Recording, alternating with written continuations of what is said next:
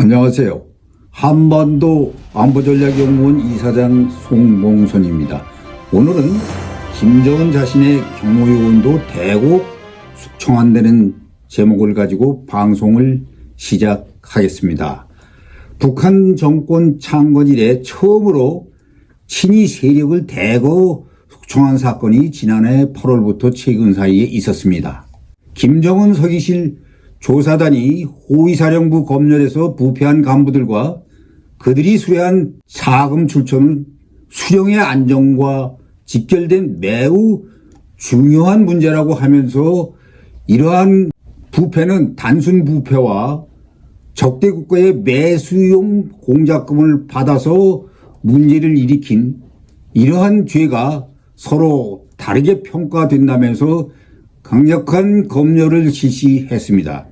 지난해 개천 정치범 수용소에 수용되었던 호위사령관 윤정인과 사령부 김성록 정치위원이 처형된 데 이어 호위사령부 간부 70여 명이 숙청되고 일부 부대가 해체돼 병사들이 인민무력성 산하 공병국과 7총국의 부도기로 재배치되었다고 합니다.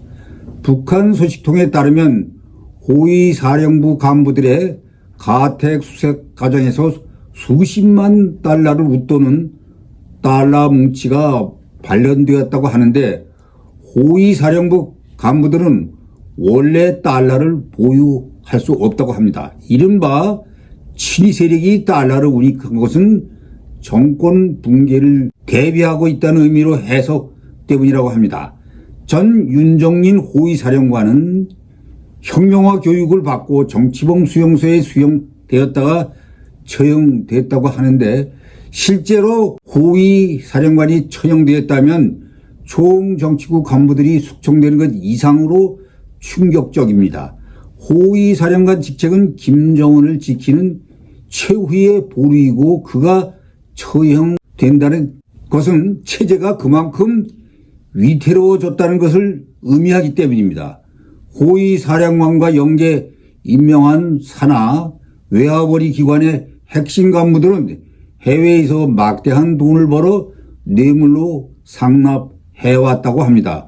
이와 관련 서기실 조사단은 모든 뇌물의 출처를 단 1원의 돈도 확인될 때까지 뒷조사하였다고 합니다.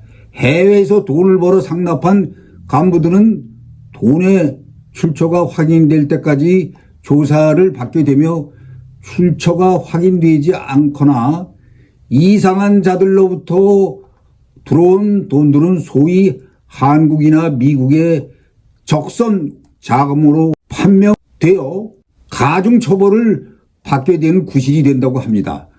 호위사령부 산하 무역회사들은 미국과 일본, 한국, 중국의 정보기관의 표적이 될 수 있습니다. 가장 은밀한 정보들이 지도자와 가까운 곳에서 나오기 때문에 그들을 매수하면 정보로서 가치가 매우 커진다는 것입니다. 미국과 북한의 관계가 나쁠 때 미국이 김정은을 제거하고자 한다면 바로 호위사령부 산하 무역회사들은 지도부로 침투하기 위한 가장 중요한 루트가 될 것입니다. 바로 이러한 상황에서 막대한 돈문치들의 출처가 제대로 확인되지 않았고 호위사령부 사령관 이하 간부들이 출처 불명의 돈을 받으며 부패했다는 것은 김정은의 신변 안전 보호에 심각한 위험이 초래되고 있음을 보여주고 있는 것으로 볼 수 있습니다. 김정은은 제군 호위사령부 산하 무역회사들의 부정행위와 확인되지 않은 외부의 자금들이 대거 호위사령부로 흘러 들어왔다는 사실을 보고받고 어느 때보다도 가장 큰 분노를 나타냈다고 합니다. 자신을 지키는 호위사령관이 이 정도라면 김정은의 분노를 가늠해 볼 수 있습니다.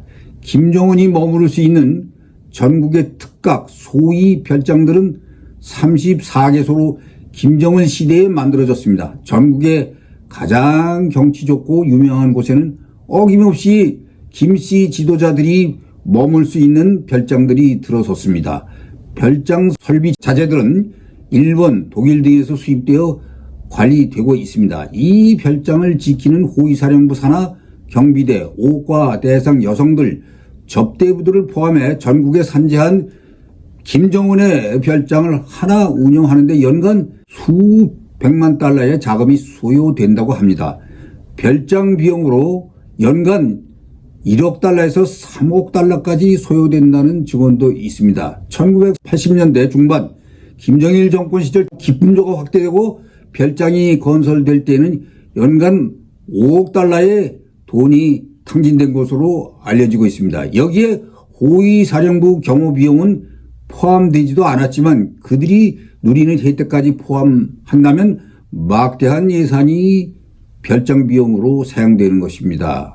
이 막대한 비용들이 소요되는 호위사령부의 운영은 가뜩이나 어려운 북한 경제를 좀먹는 수단이 되고 있습니다.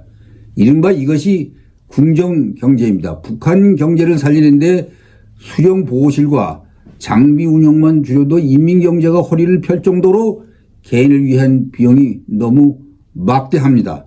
이러한 비용을 남용한 호위사령부의 부정부패는 수십 년째 누정됐고 아무런 간섭도 견제도 없이 도를 넘은 상태에서 현재 이르고 있습니다. 호위사령관이 총살되고 산하 지휘관 수십 명이 숙청당할 정도로 심각한 호위사령부 검열은 하부 기관으로 확대되었고 또 하급 간부들이 얼마나 더 숙청될지는 누구도 알 수 없는 상황이라고 합니다. 김정은 개인은 자신을 지키는 주변의 숙청으로 자신이 더 안전해질 것으로 생각할지는 모르지만 새롭게 임명되는 사람들 역시 그 나물에 그 밥일 가능성이 매우 큽니다. 이런 숙청 사건들은 김정은 정권을 중심해서 흔드는 가장 위험한 요인이며 간부들의 충성심이 바닥을 치게 하는 원인을 제공하고 있습니다. 김정은은 특히 총구를 다루는 군 수뇌부를 수시로 교체하고 있습니다. 총참모장과 인민무력상 자리는 각각 김정은 집권 후 해당 보직의 8번째 이상의 임명된 인사 자리입니다. 총참모장과 인민무력상의 평균 임기가 채 1년도 되지 않습니다. 김일성, 김정일 시기 6년에서 9년 임기가 비교한다면 극한 대조를 이루고 있습니다. 김정은이 파워 엘리트 수식 교체는 충성을 유도하고 기강을 잡기 위한 차원이라는 분석도 있지만 그만큼 권력이 불안하다는 방증입니다. 2018년 4월 판문점 남북 정상회담과 6월 싱가포르 북미 정상회담에서 북한 경호원들이 김정은이 탑승한 차량을 둘러싸고 뛰어가면서 호위회에 화제가 된 바 있습니다. 호위사령부 소속으로 김정은을 근접 경호하는 경호원들의 행태입니다. 호위사령부는 김정은의 친위 세력이라고 할 수 있고 김정일 사망 후에는 지금은 제1호위부가 김정은을, 제2호위부가 여동생 김여정을 담당하고 있다고 합니다.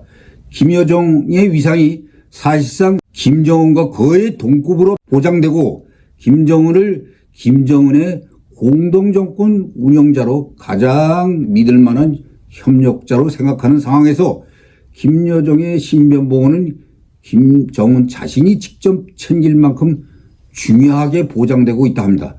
호위사령부의 각 부서별 임무를 보면 과거 제1호위부는 김정은의 호위를 담당하고 있고 이 호위부는 김여정을 호위하면서 그 외에 중앙당 청사 경비를 담당하고 예하의 외곽 친위대인 통상 5초라고 부르는데 이 외곽 친위대는 500명에서 1000명 수준으로 974부대라고 불리는데 호위사령부와도 별도로 독립된 지시로 움직이고 있다 합니다. 974 부대는 오직 김정은과 김여정의 지시에만 움직이며 당 조직 지도부 이상의 가족 또는 특별한 상황이 발생할 시 김정은의 지시로 모든 법 집행도 직접 할 수 있는 권한이 부여되고 있다고 합니다. 또한 호위부는 주요 국가 건물인 국제친선관람관, 만수대 의사당 경비와 정치구 구원들의 호위를 담당하고 독립전투여단은 기동 타격부대로서 3개 대대 편성으로 군사 쿠데타 등 반체제 활동을 진압하는 임무를 수행하고 있다 합니다. 또한 호위사령부 산하 1구, 2구로 호칭되는 독립부서들은 국내 국제행사 및 연회 준비와 진행까지도 담당하는 것으로 알려지고 있습니다. 호위사령부 근무자들은 직접 호위는 물론 보좌 임무를 맡는 요원들의 단순 시중을 들거나 식모 관리원들까지도 고등중학교 졸업생 중 출신 성분이 좋고 충성심이 강한 사람들로 선발하고 있다고 합니다.